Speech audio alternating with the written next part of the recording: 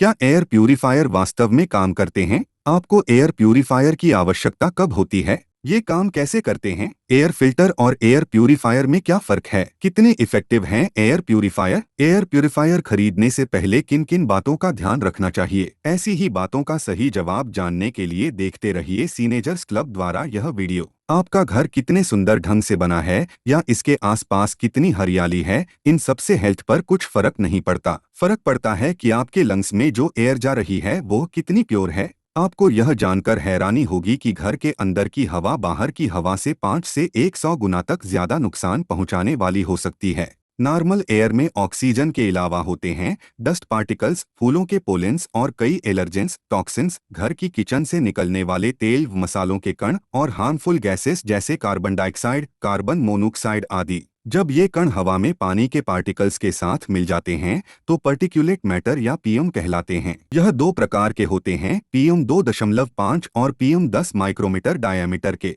आदमी के बाल से कंपेयर करें तो यह बाल से 20 से 30 गुना कम छोटे होते हैं। जब हम सांस लेते हैं तो यह हमारे लंग्स में जाकर जमा हो जाते हैं, जो कि हमारी हेल्थ के लिए बिल्कुल भी ठीक नहीं है। इन सब से काफी हद तक छुटकारा पाया जा सकता है अगर हम घर पर एयर प्यूरिफायर्स का इस्तेमाल करें। आइए कुछ जरूरी जानकारी लेते हैं। एयर प्यूरिफायर काम कैसे करते हैं? बेसिकली एयर प्यूरिफायर एक छलनी का काम करते हैं। यह एक खास साइज तक के पार्टिकुलेट मैटर को हमारी सांस द्वारा अंदर जाने वाली हवा में मिक्स नहीं होने देते। हवा को 4 तरीकों से साफ किया जा सकता है।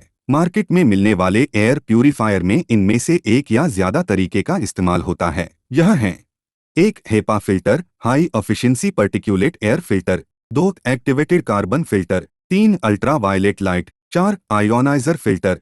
हेपा फिल्टर हवा को सक करके 3.0 माइक्रोन साइज के पार्टिकल्स और धूल, एलर्जेंस, फंगस पार्टिकल्स, दिखने वाले धुएं के कण और कुछ प्रकार के बैक्टीरिया को फिल्टर करते हैं। डिफरेंट टाइप के हेपा फिल्टर्स में H13 और H14 ही सबसे अच्छे होते हैं। एक्टिवेटेड कार्बन फिल्टर हवा से स्मेल, गैसेस, धुआं, किचन से निकलने वाला तेल व मसाले की दुर्गंध, पेंट और केमिकल्स की बदबू निकालती है। अल्ट्रावायलेट लाइट यह हवा में से बीमारी के पैथोजेंस और दूसरे छोटे कीटाणुओं को इनएक्टिवेट कर हवा को साफ करता है। सिर्फ यही बैक्टीरिया और वायरसेस को मार सकता है। आयोनाइजर्स यह नेगेटिव चार्ज आयोन्स छोड़ते हैं जो कि हवा में धूल और धुएं के कणों के साथ चिपक जाते हैं, जिससे वो भारी होकर नीचे गिर जाते हैं। इन्हें समय समय पर वैक्यूम क्लीनर से साफ करना जरूरी होता है, बिल्कुल वैसे ही जैसे बचपन में हम बालों पर कंघी रगड़कर कागज के छोटे टुकड़ों पर लगाते थे और वो उनसे चिपक जाते थे। जब भी आप एयर प्यूरिफायर खरीदे तो ध्यान रखें पूरी तरह से प्योर हवा के लिए ऊपर दिए गए चारों फिल्टर उनमें हों। एयर प्यूरिफायर और एयर फिल्टर में फर्क क्या है?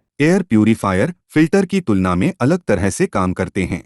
जबकि फिल्टर केवल पार्टिकल्स को फिल्टर करते हैं, प्यूरिफायर उन्हें भी साफ कर सकते हैं। क्या ये पूरी तरह से काम करते हैं? एयर प्यूरिफायर सिर्फ हवा में उड़ते हुए पार्टिकल्स या स्मोक या स्मेल को साफ कर सकता है। यह उन पार्टिकल्स को साफ नहीं कर सकता जो पहले से नरम सतहों पर बैठ सकते हैं, जैसे कि फर्नीचर, बिस्तर और कालीन, साथ ही कठोर सरफेसेस जैसे कि आपकी दीवारें। इन्हें झाड़ूरा डस्टर से साफ नहीं करना चाहिए क्योंकि ऐसा करने से वो एक जगह से उड़कर दूसरी जगह पर बैठ सकते हैं। इन्हें वैक्यूम क्लीनर से ही साफ किया जा सकता है। हालांकि दवाइयां एलर्जी और अस्थमा के सिम्पटम्स को कम करने में मदद करती हैं।